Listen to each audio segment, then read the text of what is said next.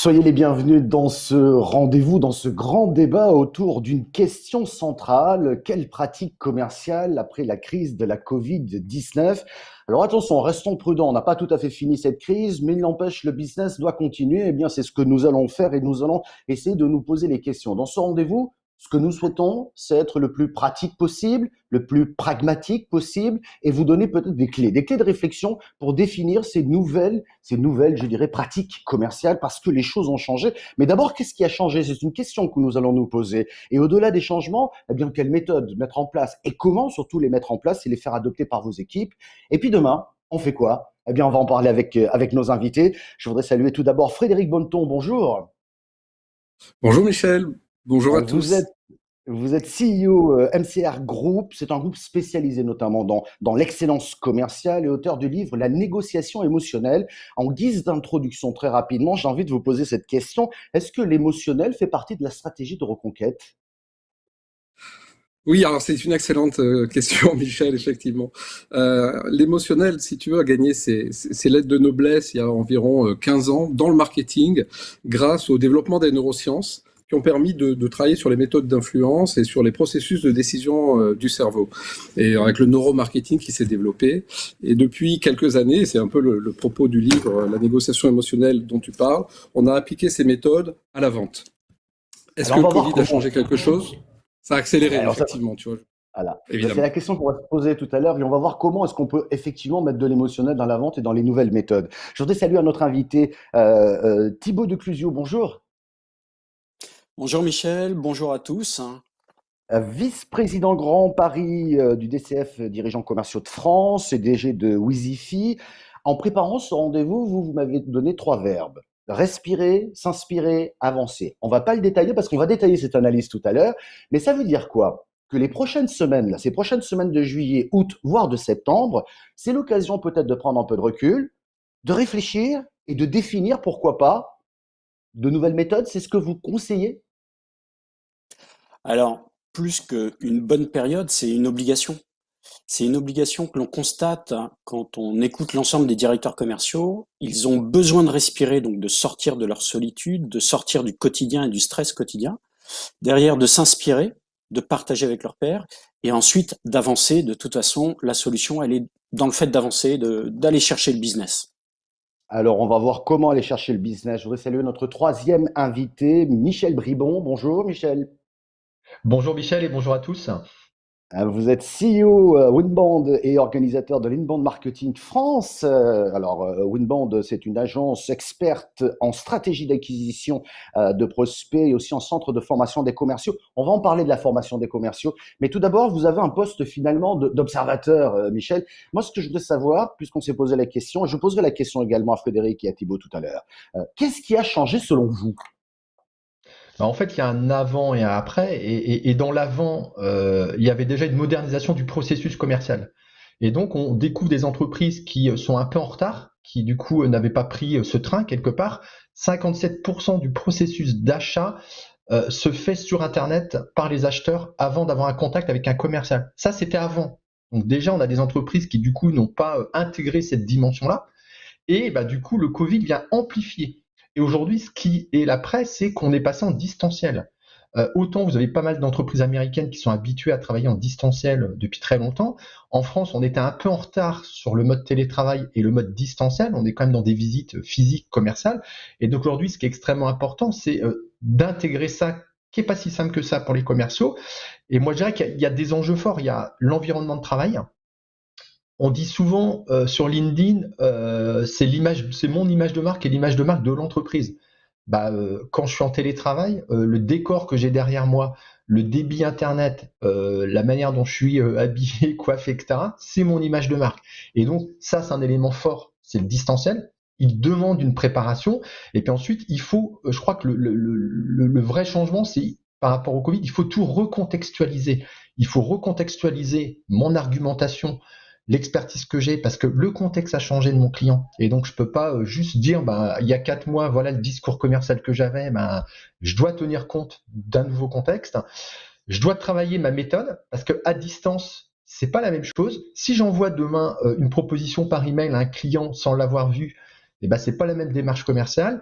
je dois être très centré client, je dirais, dans mon approche, parce que je dois être à l'écoute de ces problématiques et je vais sans doute réadapter en distanciel les propositions que je vais co-construire avec lui plus que jamais. Et puis, je dois adapter ma stratégie par rapport à qui je cible. Est-ce que je vais cibler dans un premier temps ceux qui ont besoin de rebondir et pour lesquels, effectivement, je suis présent à leur côté pour les développer, ou est-ce que je vais aller, effectivement, segmenter plutôt mes prospects pour aller toucher ceux, quelque part, qui sont impactés et qui ont besoin d'un coup de main. Donc, tout ça, je crois que c'est recontextualiser l'ensemble de la démarche. Ouais, ah ouais. Vous êtes déjà rentré dans le vif du sujet, j'ai presque envie de dire, sur les attitudes et les comportements. Je comprends mieux votre décor tout blanc derrière vous, Michel Pebon, quand vous parliez effectivement d'environnement. On va faire ce tour de table encore pour essayer de planter le décor et de comprendre les enjeux. Thibaut, quel constat faites-vous? Vous avez organisé au sein des DCF Grand Paris pas moins de 28 ateliers, je crois, pour comprendre ce qui se passe. Qu'est-ce que vous en tirez finalement de ces travaux? Alors, effectivement, au sein des DCF, il y a une demande dès le début du confinement de se rencontrer. Une demande pour échanger. Pourquoi? Parce qu'on est passé par les 5 phases du confinement: survie, sécurité, appartenance, importance. Et on est dans la phase d'importance avant d'être dans l'auto-actualisation. Et les directeurs commerciaux, donc sachant qu'il y a autant de situations différentes que de directeurs commerciaux, donc attention, avaient besoin d'échanger pour savoir si leur décision était pertinente, en tout cas testée par d'autres, et prendre la meilleure décision dans un monde totalement VUCA, totalement incertain. Mais dans ce cadre de partage, je dirais, c'est quoi? Ce sont des partages de bonnes pratiques, des partages de réflexion? Parce que là, du coup, ce qui est intéressant, c'est qu'il n'y a même plus de concurrence. C'est-à-dire qu'on travaille, on parle de son métier et on essaie de l'exposer le mieux possible en disant, bah tiens, moi j'ai eu l'idée de faire ça, ou moi j'ai plutôt travaillé comme ça. Je trouve ça super intéressant. Mais est-ce qu'il y a des points communs finalement qui ressortent? Alors, complètement. Complètement, ce sont des directeurs commerciaux. Donc, je replante le contexte. L'association des DCF, le réseau des DCF, est né en 1929, en 1930, juste après la crise de 29, Hmm. avec pour valeur l'entraide, le partage, la compétence. Et c'est ouvert à tous les DIRCO de tous les secteurs d'activité. On a tous les mêmes missions: satisfaire un client, satisfaire une capacité de l'entreprise, vendre, donc un rôle de chef d'orchestre. Et par contre, on a des méthodes pour le mettre en œuvre qui sont différentes. Donc c'est ce partage de méthodes qui est enrichissant. Et juste un exemple. Si je reprends pas à pas la crise, du 17 au 20 mars, si vous vous souvenez, le confinement, c'était le 17 mars. Du 17 au 20 mars, la question que les commerciaux ont été amenés à poser à leurs clients, c'est: où en êtes-vous? Nous sommes là si besoin est. Ça, c'est ce qui a été partagé entre les DIRCO pour dire comment on fait. Survie. Puis, le 3 avril, nouvel atelier. Enfin, on a eu 4 ateliers par semaine, à peu près. Donc, énorme. Le chômage partiel est validé. On passe en mode sécurité. Ouf. On peut commencer à réfléchir. Et là, la question, c'est aux clients, donc dans la prospection, c'est: comment vivez-vous la situation? Vous projetez. Voici ce que font les autres. Comment puis-je vous accompagner? Ça, c'était le nouveau pitch du commercial. Et puis, le 16 avril, on est passé dans la phase appartenance.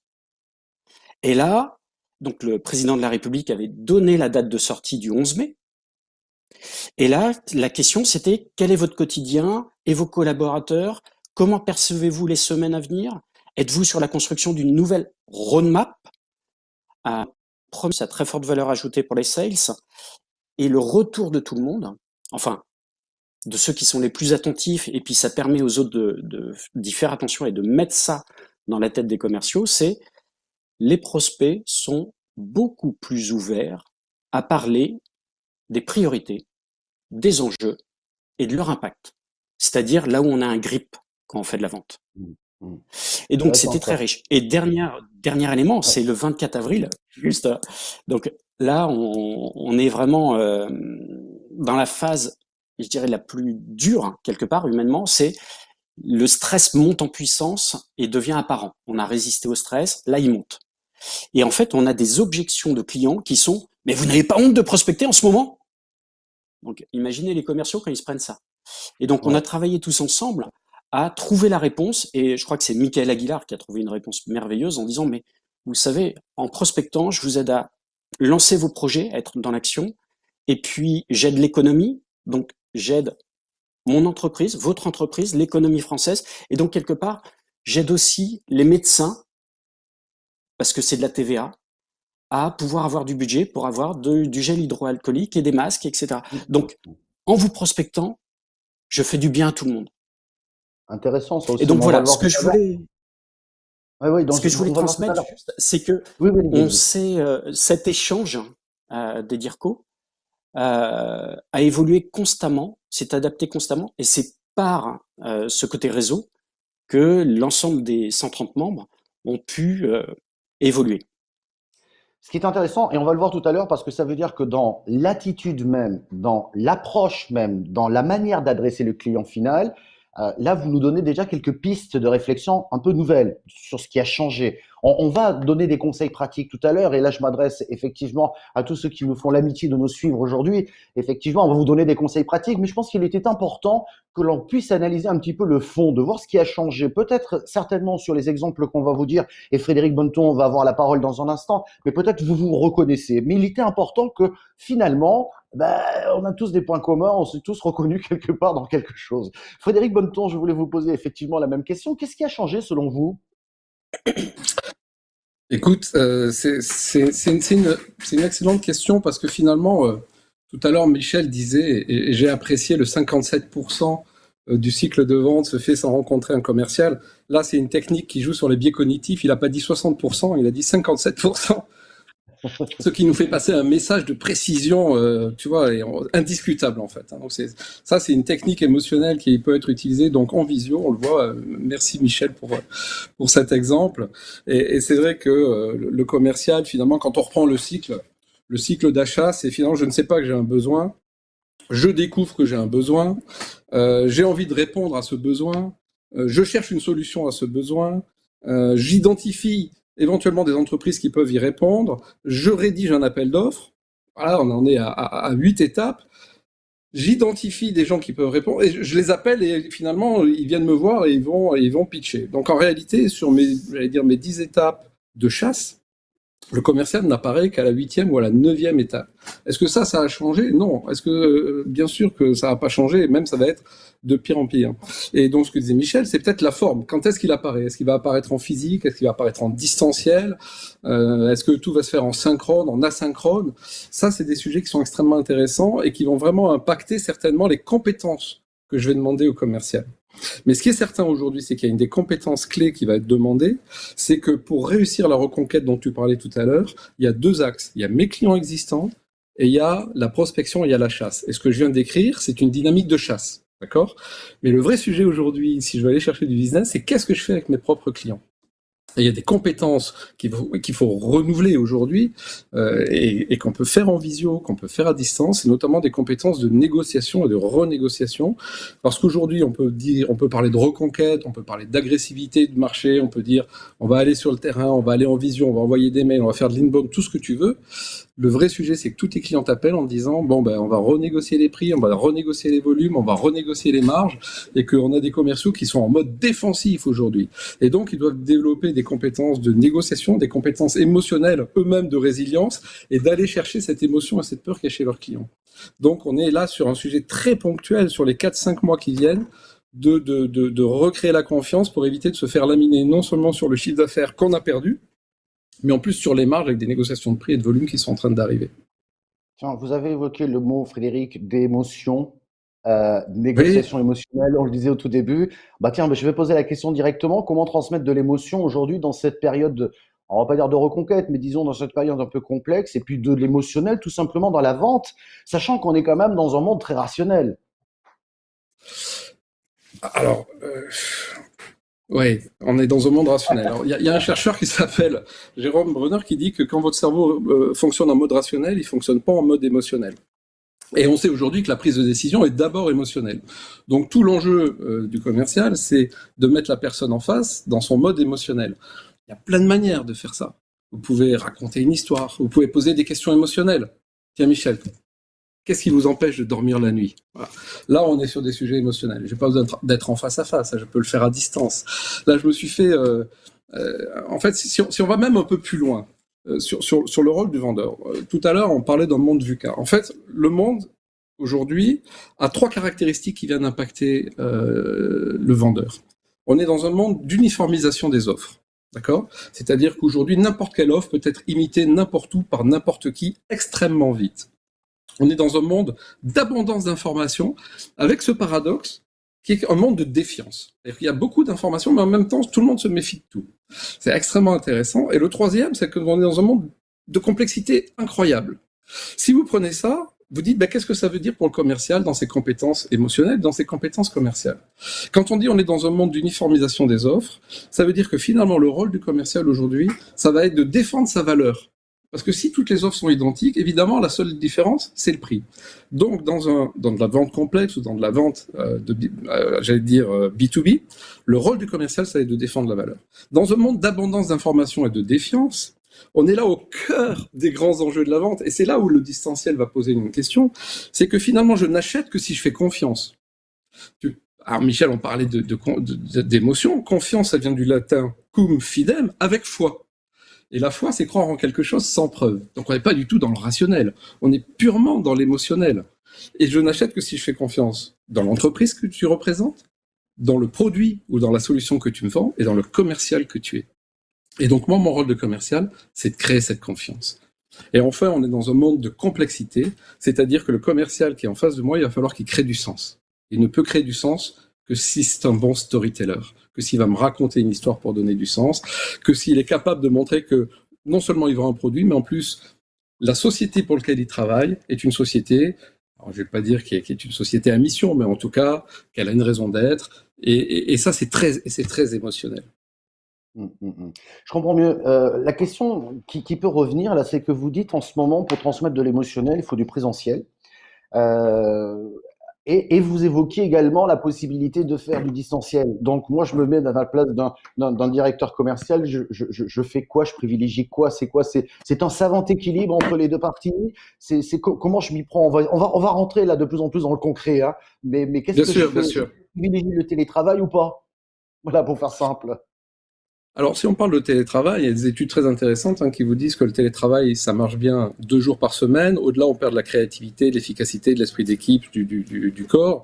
On vous dit aussi que ça marche très très bien dans des métiers très processuels et administratifs et peu dans des métiers créatifs et réactifs. Donc, c'est vrai que la notion de télétravail pour un commercial, elle peut se poser, mais là, on parle de la vente. Donc, moi, en tant que manager, qu'est-ce que je veux privilégier? Je pense que ça dépend de ce que veut privilégier votre client. Si votre client veut pas vous voir, évidemment, vous allez avoir du mal à aller le voir. Et donc, il faut commencer à maîtriser des outils comme la visio, etc. Tout à l'heure, Michel disait, je peux envoyer une proposition par Internet, mais quelle opportunité que les gens aient acquis cette culture de la visio. Il doit plus y avoir un commercial qui envoie une offre par Internet. C'est monsieur, je vous envoie l'offre, je vous la présente pas en visio, je viens pas vous déranger chez vous, mais je vous fais une présentation. Le commercial, à mon avis, doit être multimodal.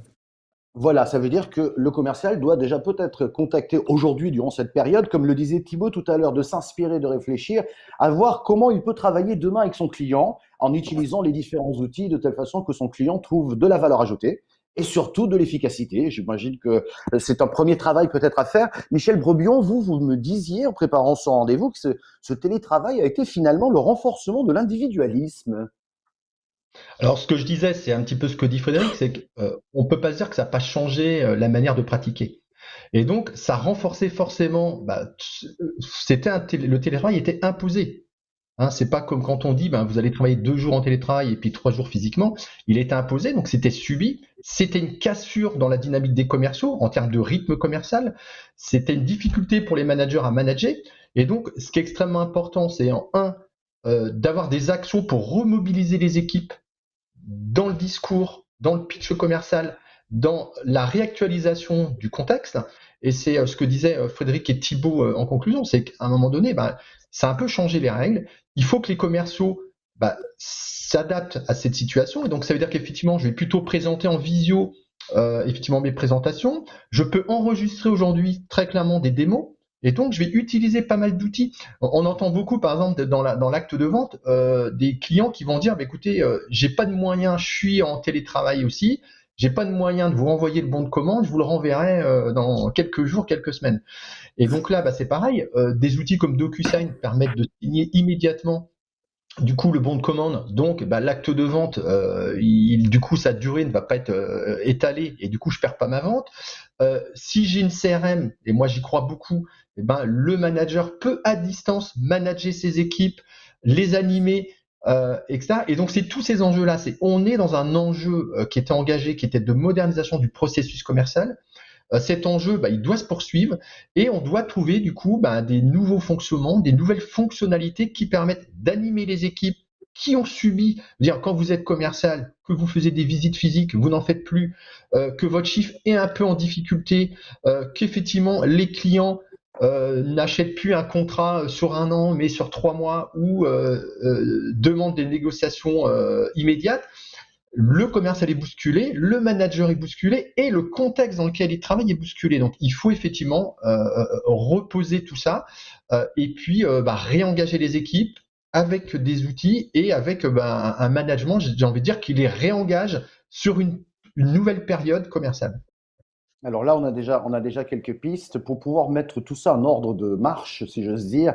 Je m'adressais à vous, Thibaut, au début de cet entretien. Je mettais en avant les 3 verbes que vous avez utilisés. C'est vous qui le dites, hein. Respirer, s'inspirer, avancer.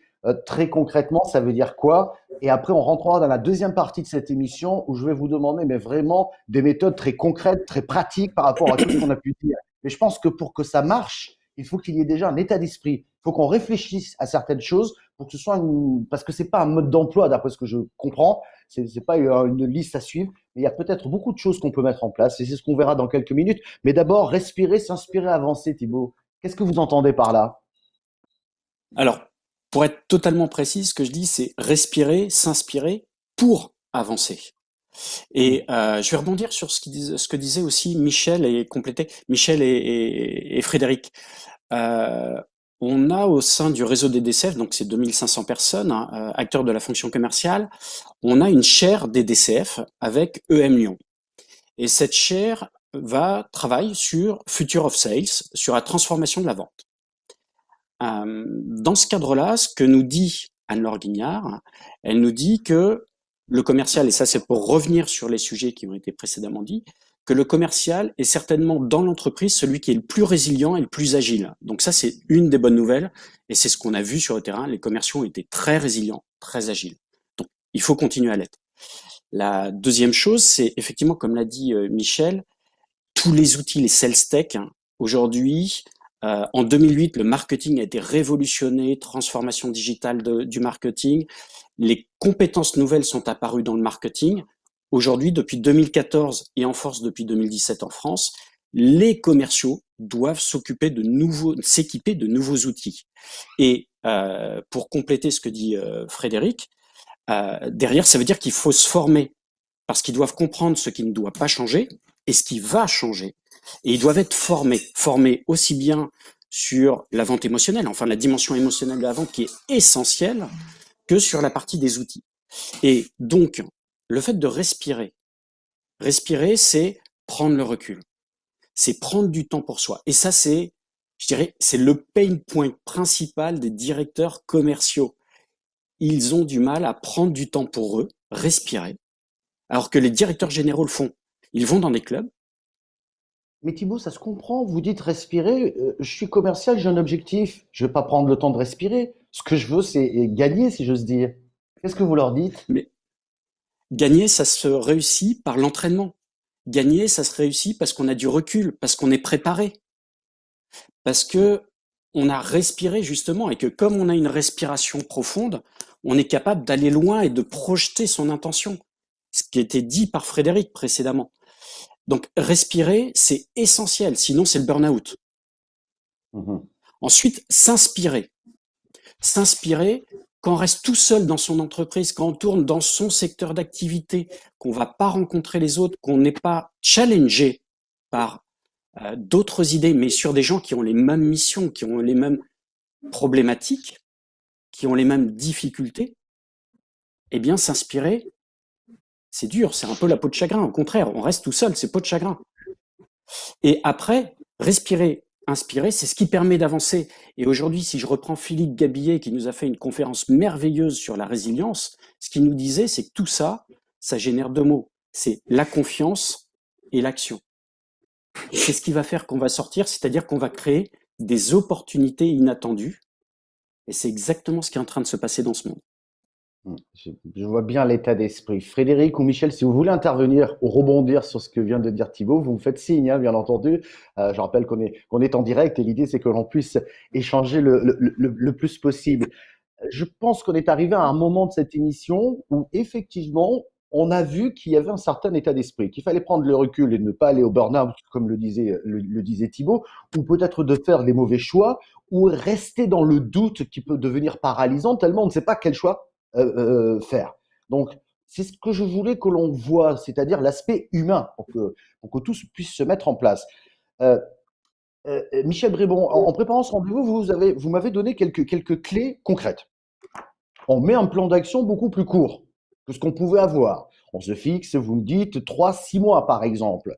On essaie d'adopter le mode agilité, sachant qu'on n'est pas sûr d'atteindre nos objectifs, mais tout le monde est dans la même, je dirais, dans le même bateau sur ce coup-là. Donc il n'y a pas de risque particulier. Mais est-ce qu'on peut peut-être apporter des éclairages nouveaux en termes d'organisation? Et puis, on va aller plus dans le concret ensuite, hein, et en termes d'utilisation des outils, etc., et de formation.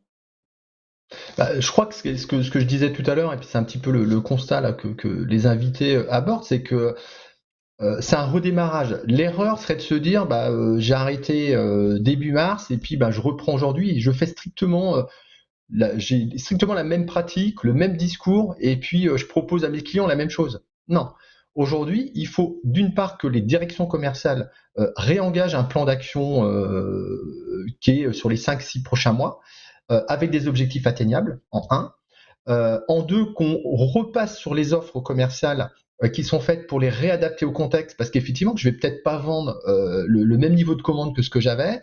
Mon client a des besoins qui ont évolué, et donc je dois quelque part rééduquer les commerciaux, être plus en écoute, plus dans l'intelligence émotionnelle, et puis à co-construire des propositions qui répondent à la problématique du client à court terme et moyen terme, et puis après on reprendra sans doute un schéma un peu plus classique commercialement. Donc c'est réengager, réadapter. Je pense que c'est vraiment ces mots-là et c'est verbatim qu'il faut donner aux commerciaux, et il faut que les commerciaux soient très très altruistes, beaucoup à l'écoute du client, pour passer cette étape-là et puis aussi réengager les clients parce qu'effectivement il y a plein d'activités qui se sont arrêtées, donc il y a vraiment une notion de réengagement de la confiance et de réengagement effectivement de la capacité de l'entreprise à répondre en termes d'expertise à la problématique du client. Ouais. Réadapter, réorganiser, vous avez utilisé aussi le terme d'offre, ça veut dire quoi?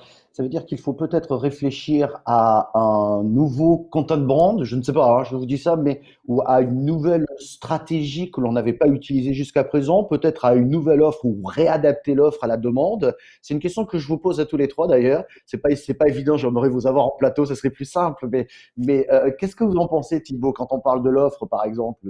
C'est déjà voir que la manière de s'adresser à son client n'est plus la même, donc on va réadapter le contenu, on va réadapter, je dirais, l'offre. Qu'est-ce que vous en pensez? Je poserai la même question à Frédéric tout à l'heure.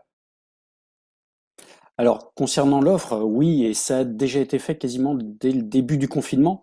Si je prends l'histoire de Stéphane Damota, le directeur commercial de Cégide, qui est un membre des CF, donc des dirigeants commerciaux de France, ce qu'il a fait dans la première semaine du confinement, il a eu les insights de ses commerciaux, les informations terrain des commerciaux, pardon, qu'il a transféré au marketing, aux études. Ensemble, ils sont réunis et en 48 heures de temps, ils ont construit une nouvelle offre qui était adaptée à la situation. Alors, pour être dans le détail, et vous le retrouvez l'histoire sur Action Co, ce qu'il a fait, c'est que il a permis au cabinet d'expertise comptable de basculer dans le mode cloud, donc que tous les collaborateurs du cabinet puissent accéder à leurs documents en 24 heures. Donc, il a changé son offre parce qu'il était à l'écoute des problématiques de ses clients. Et ce qui a été constaté tout au long de cette période, c'est que les DIRCO les plus agiles et qui ont le plus échangé ont mis de l'agilité dans leur entreprise. Là où il y avait des freins dans la transformation digitale, des freins humains et pouvoir, ces freins ont été complètement effacés. Et une autre histoire, une entreprise dans le monde de la peinture, le directeur commercial disant la vente de la peinture en e-commerce, ça faisait des années que c'était dans le pipe. Et avec la Covid, ils ont mis leur site e-commerce en ligne, qui était prévu, en un temps record, et ils ont multiplié par 100 leurs ventes. Et derrière, effectivement, humainement, le commercial. La bonne nouvelle par rapport à tout ce qui a été dit auparavant, c'est qu'il y a une étude Forrester qui vient de sortir et que l'étude Forrester dit que aujourd'hui, en B2B, les acheteurs veulent absolument avoir un contact humain. Je reprends le terme de Régine Van Hems. Elle disait de la chaleur, de la chaleur humaine. L'humain est essentiel. Le contact humain devient rare avec les chatbots, avec tous les automatismes. Et aujourd'hui, le commercial a un rôle essentiel d'accompagnement du client. Et pour reprendre une conviction des DCF qu'on a depuis déjà de nombreuses années, c'est que le commercial, qui est un chef d'orchestre, doit vendre ce qui n'est pas encore produit. Et donc, il est dans l'accompagnement de son client, dans l'écoute de son client, dans la compréhension des priorités, des enjeux et de l'impact. Et voilà. Frédéric Bonneton, quand Thibaut parle d'accompagnement, j'ai presque envie d'ajouter une notion. Il faudrait peut-être que le commercial se dise quelle est ma valeur ajoutée finalement, non? Parce que si on peut faire du distanciel, on fait du distanciel, c'est très bien, mais si on fait du présentiel, autant apporter un plus. Non, mais je dis ça parce que la valeur ajoutée, elle passe par l'offre, elle passe par la présentation, elle passe par la manière d'adresser le client. Elle est essentielle en fait, parce que si le commercial n'apporte pas de valeur ajoutée, j'ai pas besoin de commercial. Je fais de la vente directement sur mon site internet et j'ai plus besoin de commercial. Donc la perception, la valeur, c'est une perception. Quand j'achète de la valeur, c'est une perception de valeur que j'achète. Et c'est bien le commercial qui va construire cette perception de valeur. Je vais rebondir sur ce qui vient d'être dit. Tous les commerciaux pendant cette période Covid, qui avaient une culture à l'ancienne, c'est-à-dire une culture transactionnelle axée sur un discours purement produit, ceux-là, pendant 2 mois, n'ont pas été capables d'appeler leurs clients parce qu'ils n'avaient rien à leur raconter. Ils n'avaient rien à leur raconter parce qu'ils n'avaient pas créé du relationnel, parce qu'ils étaient purement dans le produit, et quand j'ai pas de produit à vendre, j'appelle pas. Eux étaient dans une angoisse terrible, là, avec la reprise, de reprendre son téléphone, d'aller voir des clients qui étaient dans l'angoisse. Et c'est en ce sens que il y a une accélération vers quelque chose de plus émotionnel, de plus relationnel, et que la vente transactionnelle, je veux dire, avec le Covid, là, a perdu beaucoup. Enfin, je veux dire, sa chute a accéléré. Maintenant, aujourd'hui, l'angoisse du client, elle est intéressante. C'est-à-dire que si vous appelez votre client en disant, ça a été dur pendant la crise, vous avez perdu du chiffre d'affaires. Là, vous allez perdre des marges parce que les clients sont difficiles. Vous allez peut-être perdre des emplois, votre job peut-être, le job de vos commerciaux. Vous avez de la pression. C'est compliqué. Et puis si on arrêtait de parler de tout ça, si on essayait de parler business ensemble, si on essayait de voir comment on peut réussir, si on essayait de voir comment je peux vous accompagner, ça serait pas un peu plus sympa? Donc qu'est-ce que je suis en train de dire là? Je suis en train de dire que quand vous travaillez avec des commerciaux, vous travaillez sur la dramatisation du problème du client. Parce que la solution que je vous vends n'a de valeur que si vous avez un problème dramatique. Il n'y a pas de problème, ma solution n'a pas de valeur. Donc pour reprendre cette histoire de valeur. Là aujourd'hui, vous êtes dans un contexte émotionnel où le client, c'est déjà dramatique. Donc c'est extraordinaire pour un commercial qui sait jouer sur l'émotionnel. Parce qu'il va arrêter de jouer sur le drame, qui est déjà là, et il va amener son client vers des solutions ensemble. Donc c'est une période extrêmement faste en fait pour la négociation émotionnelle, pour la vente émotionnelle. C'est super intéressant, mais ça veut dire aussi que peut-être pour préparer un rendez-vous présentiel ou même distanciel, c'est pas l'argumentaire devient important aujourd'hui, et la manière de peut-être d'utiliser des mots ou l'empathie ou donner du sens à ce qu'on fait, être utile, ça veut dire que ça se prépare peut-être un peu différemment que ce qui a pu être fait jusqu'à présent, non? Ça se prépare fondamentalement. Je viens de vivre, je me suis fait étiqueter par une grande marque de café dont je suis client, à titre personnel. Je reçois un mail en disant bravo, vous avez fait une bonne action. En achetant ce type de café, vous avez aidé le petit producteur du Salvador et de l'Équateur qui fait du truc du café équitable, qui se débrouille tant qu'il peut. Bah, vous l'avez aidé, vous avez fait une action sociale. Je pense pas que ça aurait été un moteur pour que j'achète. Mais maintenant que j'ai acheté, si j'arrête d'acheter, je vais me sentir coupable, d'accord? Et donc ça, c'est une technique d'influence qui est extrêmement puissante, qui a été utilisée par marketing. Mais je peux faire exactement la même chose si je suis commercial. Et en tout cas, il faut que le commercial et le marketing bossent de concert pour que le marketing construise de belles histoires et le commercial, lui, devient un pro pour raconter les histoires. Ça devient plus que jamais un storyteller. Et c'est comme ça qu'il va faire passer l'émotion et c'est comme ça qu'il va faire passer la valeur. C'est une compétence clé. Ouais, Mais ça il veut faut dire bosser que avec le marketing. ouais, voilà, c'est ce que j'allais dire, c'est que vous prenez un renforcement, je dirais, marketing commercial, quoi. Renforcement ou peut-être synergie nouvelle, là aussi, à inventer. Ouais, plus que jamais, plus que jamais. Plus que jamais, parce que si le marketing construit de belles histoires et que le commercial ne sait pas les raconter, ça sert à rien. Et si le commercial n'a pas d'histoire à raconter, le client n'a pas le temps pour le recevoir aujourd'hui. Donc c'est ce mix qui va faire la différence. Voilà. Et après, il faut Alors, que je sache utiliser les nouveaux outils, mais bon, ça, on en reparlera peut-être tout à l'heure. ben justement, on va en parler justement des nouveaux outils. Je voulais donner la parole à Michel Bribon sur ces nouveaux outils. On vient de voir l'attitude, je dirais, du commercial dans la manière peut-être de rédiger ses argumentaires, ses offres, etc., l'organisation des équipes, le management. Il y a les outils aussi. Et vous êtes dans la partie, puis je poserai la question à tous les trois tout à l'heure. On a parlé de la digitalisation qui pouvait être effectivement un sacré plus, de l'évolution peut-être des outils CRM, de l'évolution peut-être du social selling. Est-ce que vous pouvez nous en dire plus, Michel?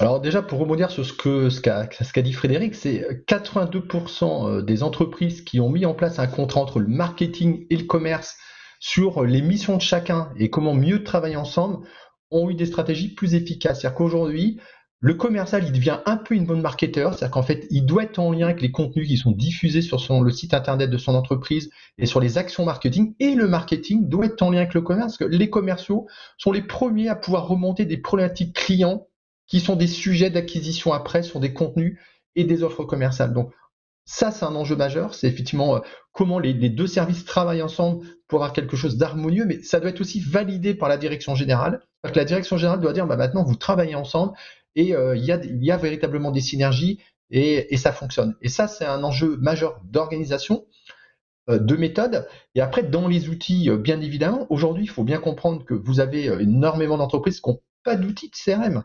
Donc, les commerciaux ont le savoir un peu chez eux, ils ont des notes, ils ont un tableau Excel, etc. Ça, c'est plus possible. Alors, c'était déjà, à mon avis, difficilement pilotable avant, et ça l'est encore moins aujourd'hui. Si vous avez des outils de gestion client simples, bon, nous on utilise HubSpot CRM aujourd'hui pour l'ensemble de nos clients, vous avez non seulement des pipelines de vente avec des opportunités à travailler, des opportunités à relancer, donc une vision complète de votre organisation qui est visible par votre manager. Donc du coup, il y a une organisation dans l'entreprise du suivi des ventes et du suivi des actions à mener. Vous avez l'historisation de tous les échanges clients. Quelqu'un est absent, je peux accéder aux échanges commerciaux, aux propositions commerciales, et on peut y intégrer de la vidéo. Frédéric disait, bien évidemment, aujourd'hui, je peux intégrer une petite vidéo de démo. Je peux envoyer un template de mail, je peux traquer du coup éventuellement des actions menées par le client. Donc c'est la modélisation du processus commercial qui est indispensable. C'est indispensable aujourd'hui d'utiliser ces outils parce que c'est le prolongement naturel de la vente et ça permet de mieux piloter, de mieux suivre et de donner des outils dans les mains des sales pour les rendre plus efficaces et d'autant plus quand on est en distanciel. Ouais. Après, je vous dirais peut-être que certaines directions commerciales vont dire on va peut-être pas investir tout de suite, on va essayer de faire rentrer du cash d'abord. Il faudrait juste leur faire comprendre que c'est un investissement pour après. Ça vous fait sourire. Je vais vous donner la parole. Thibaut d'abord, puis je vois Frédéric également qui sourit. Thibaut, qu'est-ce que vous en pensez? Alors, j'ai une histoire là-dessus. C'est en plein confinement, directeur commercial d'une très grosse société de téléphonie qui dit euh, voilà, je suis incapable de fixer des objectifs à mes équipes. Ce qui a été le cas de tout le monde. On était dans une boule de cristal. Et par contre, j'ai un CRM. Et ce CRM me dit tous les jours combien d'appels ont été faits, combien de rendez-vous ont abouti et combien de ventes ont été faits. Ce que je peux dire à mes commerciaux, avant le confinement, on était à tel niveau de taux de transformation sur chaque étape. Et jour après jour, parce que j'ai plus aucune visibilité, voilà les informations que vous avez, messieurs, mesdames, les commerciaux. Vous avez ce qui se passe sur le terrain. Inspirez-vous de ça et bougez tout seul. Et je suis totalement d'accord et en ligne avec ce qu'a dit Michel. Une entreprise qui n'a pas de CRM, pour moi, c'est une aberration. J'ai fait, il n'y a pas longtemps, un benchmark sur une centaine de commerciaux pour savoir quels outils ils utilisaient. Il y a des commerciaux qui ont juste leur téléphone et un LinkedIn gratuit, et puis après, c'est de l'Excel.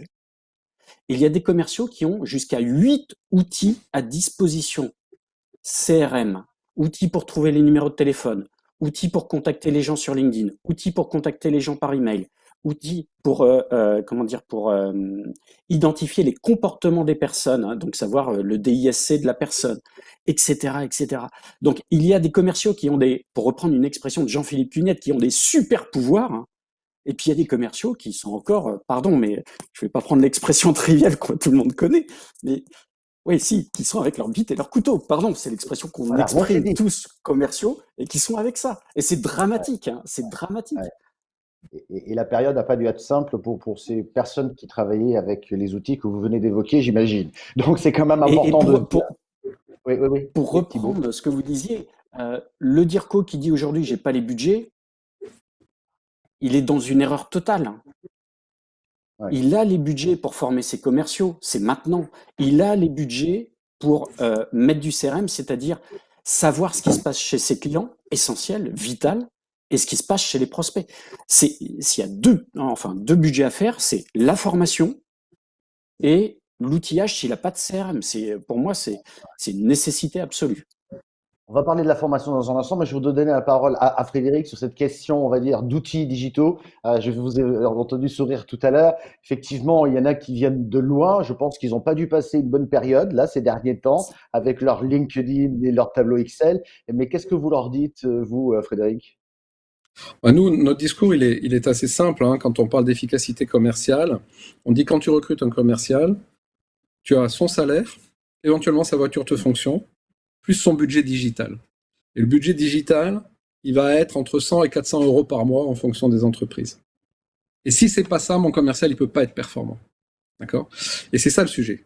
Et quand je dis entre 100 et 100, ça va du CRM, l'abonnement LinkedIn, du SRM avec des plateformes de présentation du style Touch and Sell, avec, voilà, il y a plein où ce que disait Thibaut, c'est j'envoie un appel d'offre, je veux savoir quand est-ce qu'il est lu, quelle page a été regardée, pendant combien de temps, est-ce qu'ils sont allés tout de suite au budget ou est-ce qu'ils ont regardé la valeur d'abord, enfin, voilà. Et donc, on peut aller jusqu'à 400, 600, 700, 800 euros par mois et par commercial. Et si j'intègre pas ça dans mon budget de fonctionnement commercial, j'ai un problème d'efficacité commerciale.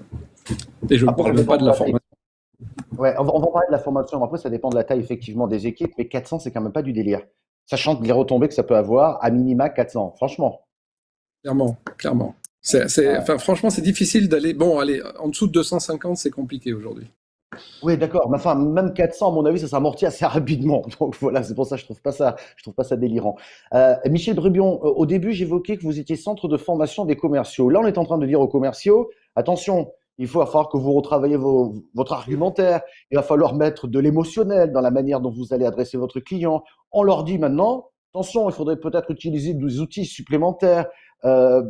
C'est peut-être la bonne période d'ailleurs pour faire une petite formation, se remettre à niveau. Qu'est-ce que vous en pensez ? Alors, je ne vais pas dire le contraire, mais ce qui est important, c'est que le métier le métier de commercial est un métier formidable et qui est très, très évolutif des dernières années et qui profite de la montée en puissance du digital et qui est une opportunité, comme le disait Frédéric, c'est une opportunité d'aller chasser des clients différemment. C'est une opportunité d'utiliser LinkedIn, Sales Navigator, d'utiliser des outils. C'est-à-dire qu'en fait, le commercial d'aujourd'hui doit être un expert métier. On n'est plus dans le métier du commercial de l'âge de pierre, pour ne pas prendre l'expression de Thibaut. Le commercial aujourd'hui, effectivement, est un commercial 3.0. Il doit savoir utiliser des outils, il doit être en lien avec le marketing, il doit savoir utiliser le social selling et il doit se former en continu. En continu, sur la période dans laquelle on est, qui est l'intelligence émotionnelle, qui est d'utiliser des outils, qui est de travailler ses approches. Et donc c'est un métier très ouvert sur l'avenir. Et on aura toujours besoin de commerciaux. Et ces commerciaux 3.0, bah, ils ont un avenir effectivement très important et ils sont le levier de croissance des entreprises. Et le digital ne fera pas tout. Le digital, c'est un levier. C'est un levier d'acquisition de clients. C'est un levier pour communiquer intelligemment avec ses clients, avec une vidéo, avec un webinar, avec effectivement du contenu qui est envoyé à son client, avec Sales Navigator pour lequel je peux segmenter des listes de suspects qui m'intéressent et je peux intelligemment envoyer des messages. Je dis bien intelligemment parce que je ne tape pas sur l'épaule de quelqu'un que je ne connais pas un événement, bah, je ne fais pas ça non plus sur LinkedIn.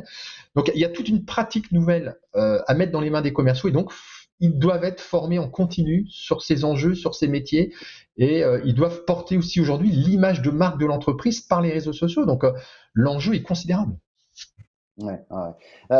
Pour mettre tout ça en musique, tout ce qu'on vient de se dire, ça vient d'où? Ça vient quand même. Bon, il y a effectivement les DIRCO, mais j'imagine qu'il y a le management. Il y a aussi il faut qu'il y ait quand même une volonté. Il faut quand même insuffler. Quand Thibaut, vous disiez que s'il est temps de respirer, de s'inspirer, c'est peut-être aussi de se former. J'ai envie d'ajouter. Ça veut dire qu'il y a quand même une volonté, je dirais souvent sur le N+1, pour pouvoir enclencher un process, sachant que peut-être son équipe commerciale étant un peu au ralenti actuellement et que c'est l'occasion de créer de nouvelles bases. Qu'est-ce qu'on peut dire effectivement pour que ça s'enclenche? Qui peut mener la musique finalement dans ce calendrier qui arrive là, de s'inspirer, de respirer, de se former, pourquoi pas, pour avancer? Qui donne le là? Alors, je vais me lancer.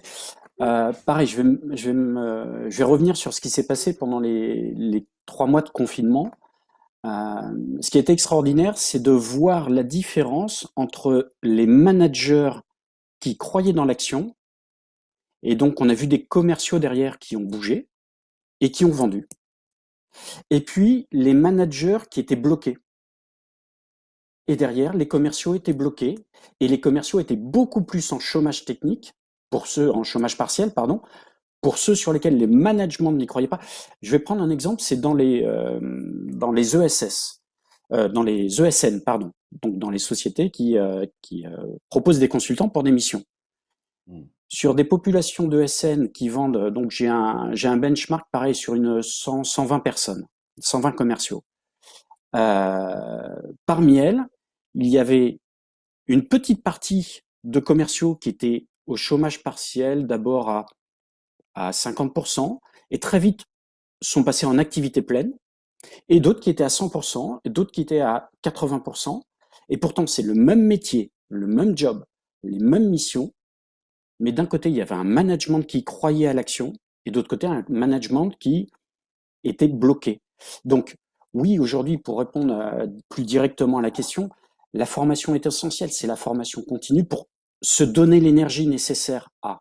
Si je reprends le réseau des DCF, donc si on prend Grand Paris, aujourd'hui c'est 130 directeurs commerciaux, 12 500, enfin qui représentent 12 500 commerciaux et à peu près 320 milliards de chiffre d'affaires.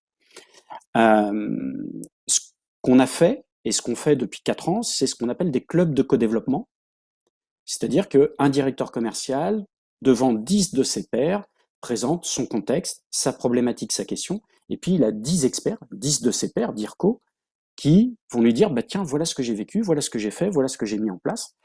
Et là, pendant cette période de confinement, on a accéléré ça, on était un peu plus agile, et ça a été une source d'inspiration et de réaction qui fait qu'aujourd'hui, ces DIRCO ont gardé le contact avec leurs clients. Je rebondis sur ce que disait Frédéric. Ont gardé le contact avec les clients, ont continué pour une grande partie à chasser, mais avec une relation empathique et assertive qui était très forte parce que travaillés. Donc, ils se sont auto-formés dans le réseau. Et aujourd'hui, oui, je suis convaincu qu'il faut aller au-delà dans la formation parce qu'il y a une évolution des demandes. Et je reprends cette étude de Forrester qui dit qu'aujourd'hui, je crois que c'est 93% des acheteurs B2B souhaitent avoir une relation avec des commerciaux, en fin de cycle, bien sûr. Il faut absolument se former pour pouvoir répondre aux émotions actuelles de chacun. Gérer ses propres émotions et avoir le comportement adéquat par rapport aux émotions des autres pour permettre de remplir son objectif qui est de lancer des projets, de vendre.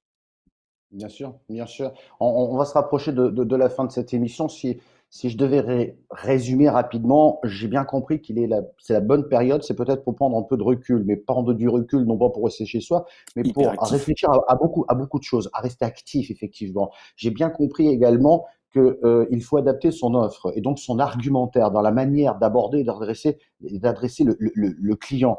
C'est un état d'esprit, cette affaire-là. Donc, cet état d'esprit, ça veut dire qu'il faut peut-être réfléchir un petit peu différemment et se dire, bah, tiens, en quoi je peux être finalement utile? Quelle est ma valeur ajoutée? Qu'est-ce que je peux apporter aux clients? Les clients existants, ne les lâchez pas. Peut-être qu'aujourd'hui, il n'y a pas un gros business avec eux, mais c'est toujours intéressant, ne serait-ce que de prendre des nouvelles, de leurs nouvelles pour voir comment ils vont et peut-être de leurs besoins pour Essentiel. cette rentrée. C'est essentiel, j'imagine.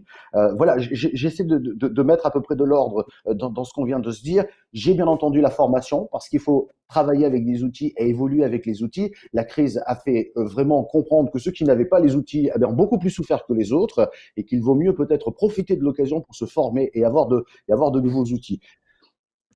C'est pas une liste comme ça, hein. C'est juste se dire que peut-être durant ces prochaines semaines, c'est une manière de mettre en place de nouvelles méthodes. Je ne vais pas résumer, je ne suis pas Dirko non plus, mais c'est peut-être une manière de dire voilà les éléments clés qui vous permettront d'évoluer. Moi, ce que je voudrais, c'est qu'on fasse, si j'ose dire, un tour de table, même si nous sommes tous à distance, mais qu'on soit plus dans le conseil ou dans le message à partager, puisqu'on arrive vers la fin de cette émission. Mais si on a quelque chose d'important, de marquant, voire une action que peut engager une équipe ou un DIRCO pour rebooster ces commerciaux et pour redémarrer, qu'est-ce que vous leur diriez? Et ça, qui se lance? Frédéric, vous avez Je hoché me la lance. tête. Donc... Oh, oui, oui, je me lance alors. Ouais, voilà. La période là qu'on vient de vivre, si on compare ça à une course de Formule 1, c'est comme si tout le monde s'était arrêté au stand en même temps. Ce qui n'est jamais arrivé hein, dans l'histoire économique, ça c'est jamais arrivé. Et donc en fait, moi mon souci de directeur commercial aujourd'hui, c'est est-ce que je vais ressortir des stands plus vite que les autres? Et avec quel moteur finalement et avec quel pneu? Et donc là j'ai cette forme d'incertitude évidemment qui pèse sur moi, mais en tout état de cause, c'est grâce à mon équipe, et moi je suis pilote, mais c'est grâce à l'équipe que je vais pouvoir ressortir vite. Et c'est ça l'enjeu. Donc comment je mobilise les gens? Ben, si vous voulez, c'est ça qui est intéressant, c'est que finalement on est tous, on est tous dans les pits là, on est tous au point de départ. Il faut aller vite. Et en fait, c'est un peu le client qui va donner le tempo.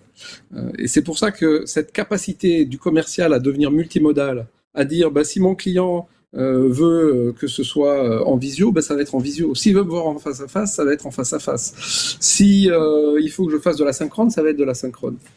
Et finalement, cette compétence à maîtriser l'ensemble des outils va me permettre d'accélérer et de sortir plus vite. Pourquoi? Parce que mes concurrents sont exactement dans la même situation. Donc c'est bien mon acquisition de compétences le plus vite possible et la mise en œuvre la plus rapide, d'où l'idée de formation, qui va me permettre de performer. Et je crois que ça, voilà, commercial multimodal, c'est vraiment l'enjeu. Et il y a plein d'avantages à travailler sur du multimodal, mais qui sont pas les mêmes que quand je suis en face à face. Et pour comprendre ça, je crois qu'il faut remonter d'un cran. Hein. C'est comme si, je prends l'exemple du pêcheur. Vous pouvez toujours apprendre comment il faut tirer sur la ligne quand le poisson a mordu. Le vrai sujet, c'est qu'est-ce qui fait que le poisson va mordre. Qu'est-ce qui va l'attirer? Où est-ce qu'il passe? Est-ce que c'est la nuit? Est-ce que c'est le matin, etc. C'est donc, moi, commercial, la compréhension des mécanismes émotionnels de prise de décision et d'influence qui fait que je vais pouvoir adapter mes méthodes de vente aux médias que j'utilise. La visio, le mail, la capsule vidéo, le face-à-face, l'oral, et voire même, mais on l'a vécu même avant le Covid, où vous vous retrouvez dans un oral en physique, mais vous n'avez que 4 personnes dans la salle, vous en avez 3 en visio et 4 au téléphone. Ben, si vous ne savez pas gérer ça, vous avez un petit problème technique, en fait, de compétences commerciales. C'est très multimodal. Je vois que ce métier évolue quand même considérablement et j'ai presque envie de dire qu'il a évolué à vitesse grand V durant ces dernières semaines. Et ce qui est intéressant, c'est que, comme vous le disiez, Frédéric, on a l'impression qu'il évolue par rapport au client qui lui-même a évolué et a de nouvelles exigences. Donc, ça complique un petit peu la donne, effectivement, d'où l'importance de prendre ce recul nécessaire et essayer de comprendre un peu ce monde qui bouge. J'espère que nous y avons contribué à notre manière. Thibaut, si vous aviez un conseil à transmettre, un message ou peut-être une action qui pourrait être prioritaire? Alors, je vais même en donner deux, si vous permettez, Michel.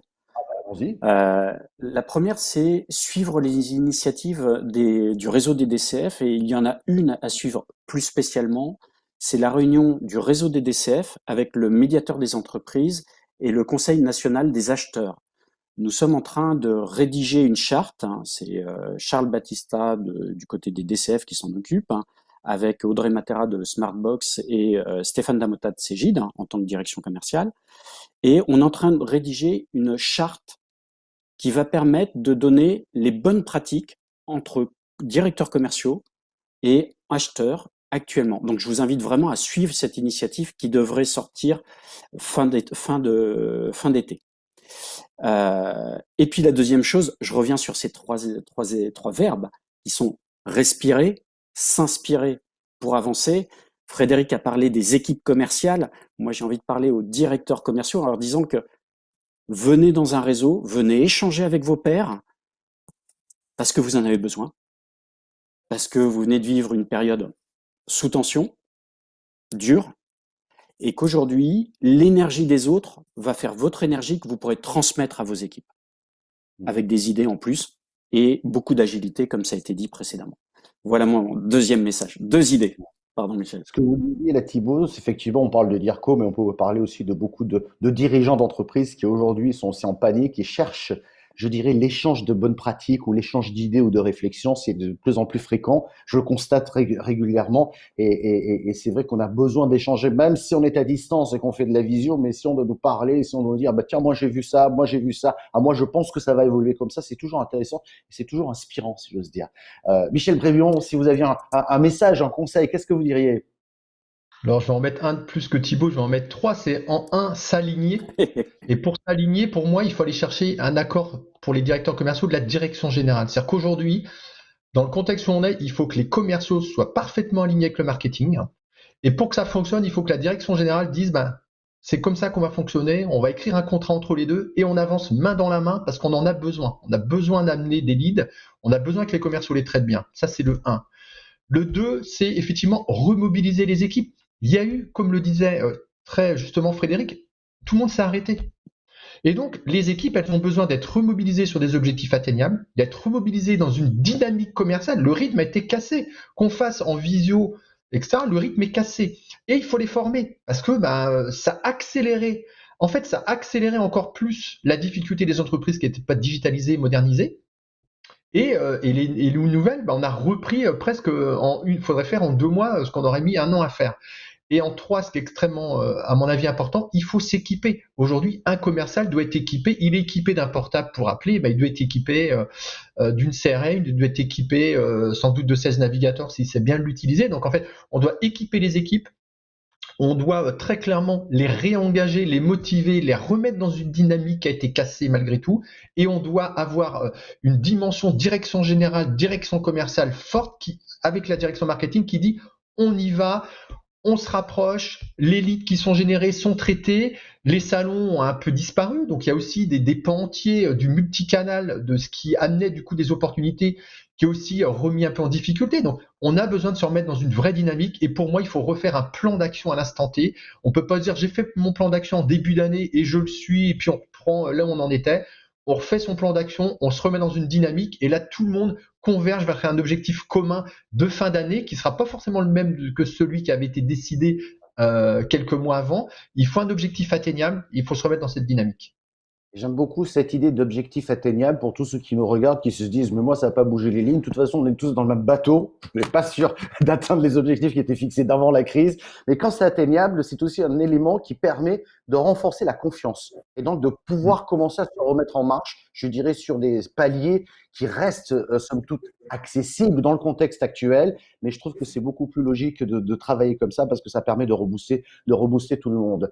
Merci beaucoup. On a tenu 1 heure. Je crois qu'on a dit beaucoup de choses. Je pense qu'on aurait pu continuer encore à dire beaucoup de choses. Et les personnes qui nous ont fait l'amitié de nous suivre, bien entendu, vous aurez l'occasion de retrouver cette émission de manière un peu saucissonnée. Mais l'idée, c'est qu'on était là pour vous apporter peut-être des réflexions nouvelles. C'est une boîte à idées. Vous avez bien compris, et j'aime beaucoup ce moment. Prenez ces prochaines semaines pour respirer, inspirer, pour pouvoir avancer ensuite. Et prenez en compte tout ce qu'on vient de se dire, notamment dans la préparation de vos argumentaires, dans la dans l'approche de vos clients, ne serait-ce que leur passer un petit coup de fil pour leur demander comment ils vont et peut-être les besoins qu'ils vont avoir pour la rentrée. C'est toujours intéressant de garder ce lien. Pensez aussi à la formation, pensez à vos outils. Il n'y a pas de raison, ça va repartir. Eh bien, je vous remercie beaucoup, Frédéric Bonneton, d'avoir participé à cette émission. Merci Merci à beaucoup, vous. Thibaut. Merci également, Merci Michel Michel. Bridon. Pardon, je suis en train d'essayer de garder le timing. Merci beaucoup à vous tous de nous avoir suivis et j'espère à très bientôt. Merci.